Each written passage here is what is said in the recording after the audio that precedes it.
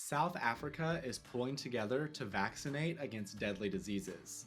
United Farm Workers lawsuits could impact how farm workers are paid, and Campbell's soup is making a real bad name for themselves. We're also diving into the Christmas spirit with real Christmas tree prices and FFA students feeding their communities.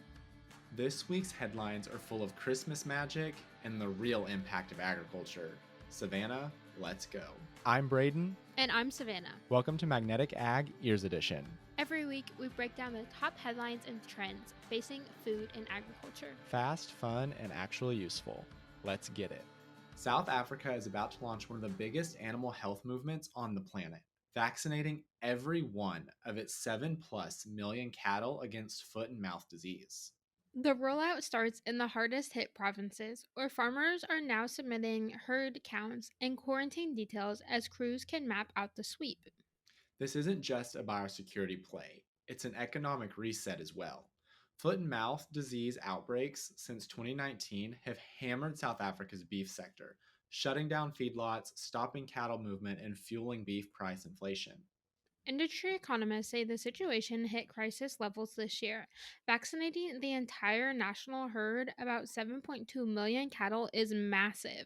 But it's also the clearest path to earning freedom with vaccination status from the World Organization of Animal Health. What does that mean in real terms? Export doors are going to reopen, market confidence will rebound, and Africa's largest beef producer gets back on offense in the global red meat trade. The government expects 2 million vaccine doses by February, arriving in 2 shipments. And to keep from demanding on imports forever, South Africa is building a mid scale vaccination facility to crank out another 1.5 million doses annually with government industry backing. All this comes as feedlots deal with quarantines and producers face higher costs just to move cattle to auction. Every delay tightens supply and pushes prices higher. The new vaccination push won't fix things overnight, but for a country that's battling recurring outbreaks for 6 years straight, it signals a turning point, a big one. Because when your national herd is at stake, you either go small or you go all in. In South Africa, it chose all in. Savannah, it's beginning to look a lot like Christmas. And for tree shoppers across America, there's a little bit of good news under the tinsel this year. According to a recent report from Brownfield Ag News, wholesale prices for real Christmas trees are expected to stay flat this season. The Real Christmas Tree Board, which represents farms supplying roughly 2/3 of all U.S. grown Christmas trees, surveyed 43 wholesale growers in August of 2025. 84% of them said they're not raising prices at wholesale. Some even said that they're lowering them. That's a win for this year's holiday shoppers. This is despite some growers reporting modest increases in input costs, up to as much as 5%. Many said they'll absorb those costs rather than pass them on. On top of stable pricing, the outlook for supply is strong. Most growers expect to sell as many or even more trees this season compared to 2024. This story comes at a time when holiday costs seem to be creeping up across the board. Some sources report that artificial Christmas tree prices are rising by as much as almost 10 to 20%, largely due to tariffs and global supply chain pressures on imported domestic and plastic furs. So, as you consider crowning your home with a Christmas tree this holiday, and maybe even paying more attention to farm raised quality and tradition, you can rest easy. This year, the real deal still looks like a solid bet. This week in ag labor, a new lawsuit could reshape how seasonal farm workers get paid, and it's not just about foreign labor. The United Farm Workers, or UFW, has taken the fight to the courts, arguing a recent federal rule slashes wages for guest workers and could drag down pay for U.S. farm workers too. So, what's happening? On November 21st, 2025, the UFW filed suit in the Eastern District of California, asking a federal court to throw out a new rule from the U.S. Department of Labor that recalculates wage requirements for H-2A workers. Under this interim rule, instead of using the traditional USDA Farm Labor Survey to set the adverse effect wage rate, DOL will now rely on the Occupational Employment and Wage Statistics from the Bureau of Labor Statistics. The DOL estimates this shift will save employers about $2.5 billion per year. According to the lawsuit, by lowering wages floors for H2A workers by $5 to $7 per hour in many states, the rule will pull down wages for U.S. citizens working under the same contracts, undermining federal laws meant to safeguard their pay. Oh, Savannah, let's unpack why this matters for ag. The H2A program was supposed to supplement US labor when needed, not undercut it. The rule change effectively redefines the baseline wage, weakening the original safeguard.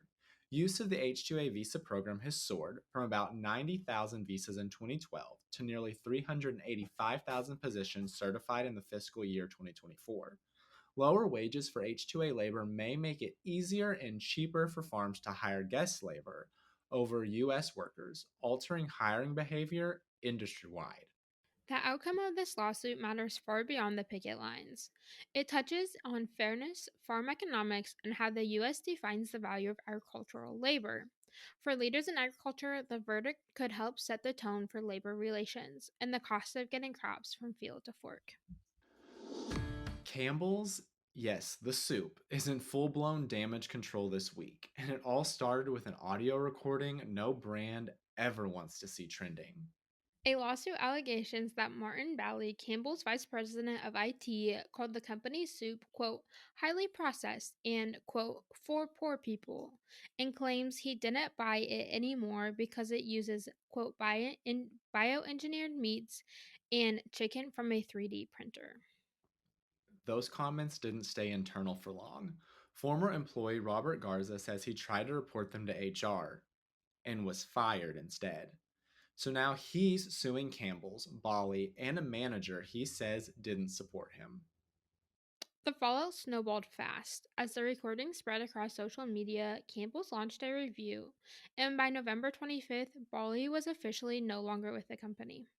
Campbell's didn't mince words. They called the comments, quote, vulgar, offensive, and false, emphasizing that none of their soups use 3D printed chicken, lab grown meat, or anything bioengineered. And just to clarify, cultivated meat isn't even sold in grocery stores, it's only available at a few restaurants under strict regulations. And the lawsuit goes further. It claims Bali insulted Indian employees, calling them idiots, complained about working with them, and even said he showed up to work high on marijuana edibles.